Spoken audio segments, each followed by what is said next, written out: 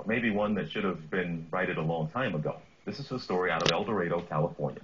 Caught our attention here, and it's about blatant racism etched in stone. Some of this language you're going to find offensive in this story, and a lot of people do, as well you should. For more than 50 years, a forgotten cemetery has disgraced the bodies buried beneath with offensive gravestones. These are graves moved from a town called Negro Hill. But the word Negro was changed when the Army Corps of Engineers moved them many, many years ago. So they don't say that these folks, these bodies are from the town of Negro Hill. The N-word is used in place of Negro, as you see in some of these stones. Now take a listen to this.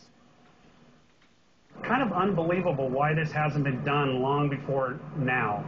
And I appreciate the way the Army Corps of Engineers stepped up and said, yes, there has been a wrong committed, and we need to fix this. I think the common reaction was that's pretty degrading what they did on the tombstones. It's not a very good show of class to us, so we're going to try to make it better.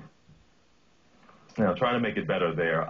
Inmates at Folsom Prison trying to help out. They say they certainly want to help right this wrong. They're experienced in concrete work. The prison says they'll do the $30,000 job for free.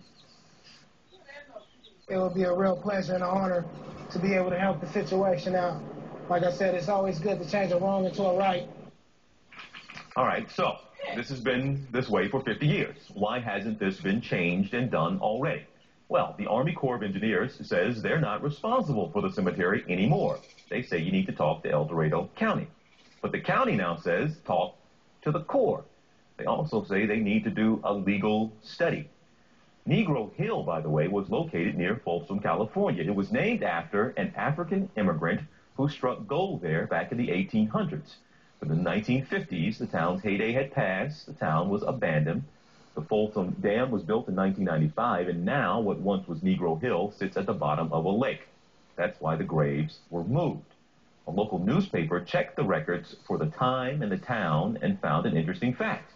The graves now marked with this offensive language are mostly filled by white men and women.